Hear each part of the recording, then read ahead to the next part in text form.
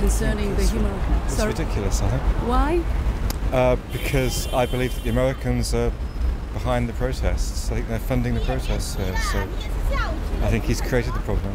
How long have you lived in Hong Kong? 28 years. 28 years, and you live here with your family? Yes. And do you work in the financial business sector? Yes. Will your business be affected by this? Everybody's business is affected by it. What kind of effects are you expecting? I think that it's affecting Hong Kong's ability to trade as an independent financial centre. So, who knows? But I think it's a good thing. What are you going to do then, if now that this bill is signed into law? Is there anything that people like you can do to help Hong Kong stay, the kind of special advantages in terms of trade and financial transactions? Well, I think Hong Kong people have always adapted, so one will hope that they will work out a way to adapt to these problems like they've adapted to other changes in the past. But I think that no one knows what the effect will be yet, so we have to wait and see. Yeah. What do you think this bill will do to the social polarization of Hong Kong? I mean, we just had this district elections. It's definitely not going to help. I think Hong Kong needs to heal. I think both sides need to listen to each other and learn from what's happened. I think there's been a problem with perception bias in Hong Kong, in that the protesters don't understand what the people who disagree with them feel, and those people who disagree with the protest don't understand where the protest is coming from and why they feel so strongly about the things that they're protesting about. So I think there's been a big disconnect in Hong Kong. Yeah. And both sides need to listen to the other side, otherwise we're never going to heal. Yeah, and with this bill, Does it make it better, easier for them to listen to each other? Of course not, I don't think so. I don't see how this helps one little bit. What about the trade war? I mean, the trade frictions, let's say, between China? Personally, I see this as part of the trade war. I think that the protesters have got their concerns, but I think that has been fueled and paid for by American money. And so I think this is part of the trade war, in a certain sense. I really believe America must have some role in funding this.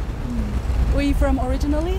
The UK? The UK, yes. Okay, but how would you describe, because you lived here 28 years, so you saw the end of the British rule and you saw all the 22 years after Hong Kong came over to China. How would you describe the two different eras? I think that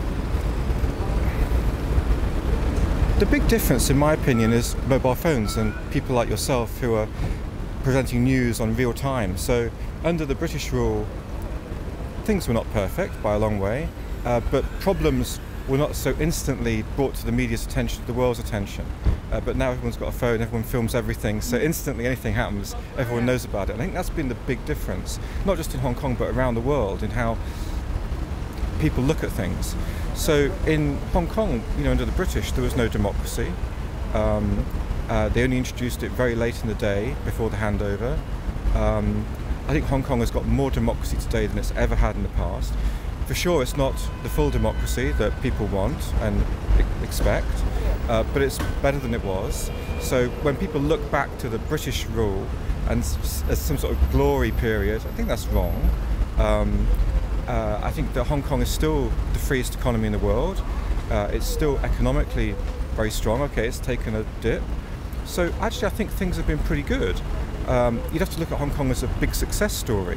And I think after the Chinese takeover, I personally think that Beijing has been very good in letting Hong Kong get on with doing what it does. To my mind, it hasn't interfered. I think that all the problems have been because of mismanagement in Hong Kong. I don't think it's the problem of across the border. Yeah. So I think this is a mess that Hong Kong people have created, and Hong Kong people need to fix it.